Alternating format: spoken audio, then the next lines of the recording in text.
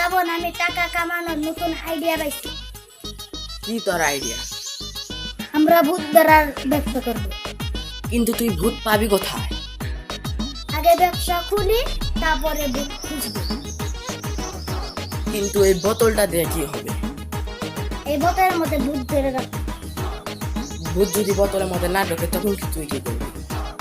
ভূত না ঢুকলে বাতাস ধরে রাখবো। শব্দ না গেছে, তুই কিছু মনে আস। আরে দোস্ত, নাই ভূত।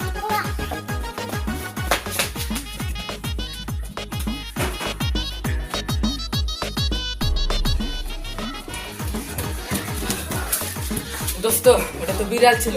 তাহলে আমরা কার ভয়ে ধরি? আর কার ভয়? আমাদের নিজেদের ভয়ে। আচ্ছা, আজকে ব্যবসা করতে যে কয়টা লাভ হলো? তুই ধরা জুতা রাইছি। ভালো, ব্যবসা করতে যে লাভ তো হলো না, দুই জোড়া জুতা একবারে।